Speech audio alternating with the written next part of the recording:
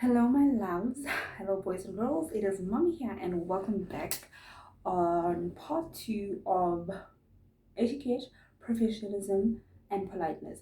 So now I just wanted to quickly add on to something. So that's why I made it a part two because I had already had my intro on my first video and my I don't know, the last part where, yeah, that part where it's like, hi, and thank you for subscribing, bye, and whatsoever. So yeah, right now I'd also like to touch base on um your, should I say, your apparel, yeah, if you I may call it that, the clothes that you wear to work. Also depending on where you work. Actually, not even depending, regardless of where you work, you need to look the part. If you are a sports salesperson, obviously you will be required to wear sports clothes or whatever. So if you work in a professional environment like I do, you'll be required to wear formal most of the time, or at least semi-formal, and semi-casual. I prefer formal Monday to Thursday, which is actually the rules, should I say, here at work.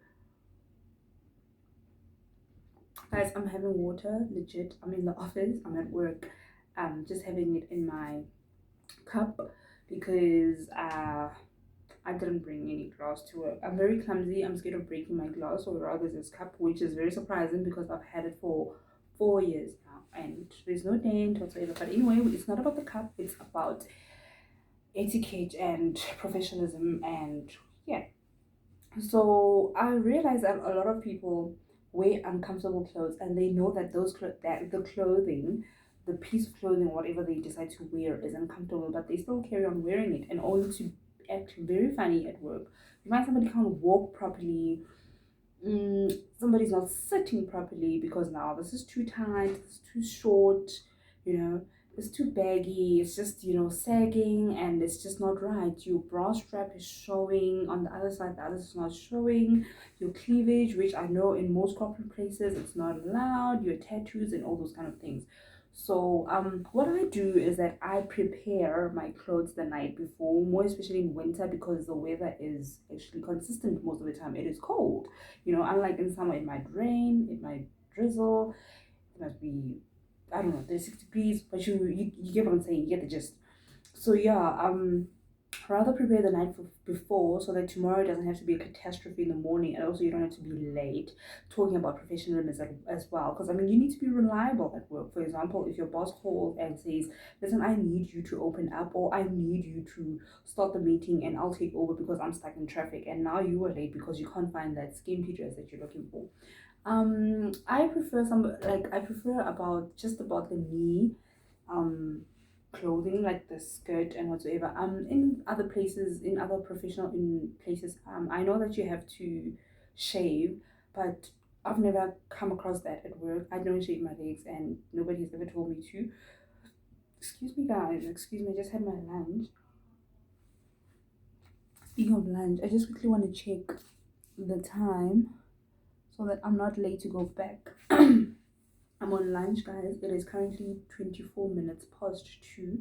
So yes, like I said, I prefer clothes that cover up. Like today is a Friday. I'm wearing a simple top which I got from, I think it's the Fix. Yeah, it is a Fix. It's just a white kind of vest.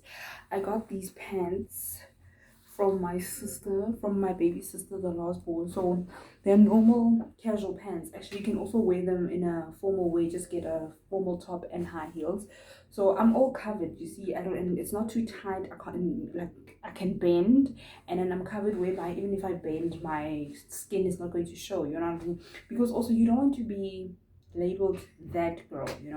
Like you don't have to grab attention in the wrong places at the wrong time. There's a place and time for that. Like your hair as well. I mean, you're not going to come with pink hair to the office, or pink ends, or I don't know, to the office. You get what I'm saying? You don't want something that is now going to grab the attention of a client instead of them focusing on the deal, the business deal, or whatsoever. I know in most environments you're not allowed to cover your face. Like sometimes I would loosen my braids and I realize that they really do cover my face, and people want to see who they're working with, especially if you're new and you're walking in and now your face is covered up. For me, that is just dodgy. So most of the time I really try, and if you guys follow me on Instagram, most of the time you'll see that most of my hairstyles actually show my face. Like now I've got my hair tied up. It's actually quite messy, but it's all right as long as the braids are neat and whatsoever. So yeah, you don't want ballistic hairstyles. It's okay to bedazzle yourself, speaking of bedazzle, now coming on to makeup, we're not going to some festival, we're not at a concert, just minimum makeup is okay, office makeup, neutral colors, neutral lipstick.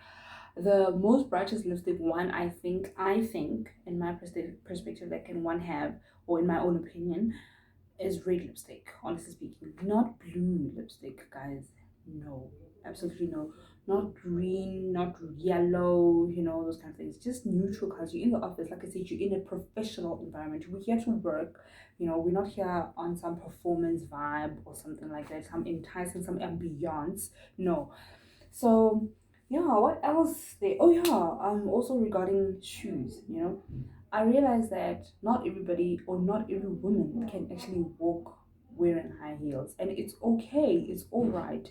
There are high heels made for people that actually cannot walk on stilettos on 6 inches, 8 inches, because I mean, I myself, and a 6 inch for me it's an extreme sport. I can do it, but I will have to not be walking around, maybe from the car here to my colleague's cubicle to the printer. That's just around about it. I'm not going to walk up and down the stairs around the premises and all those kind of things, you know what I mean?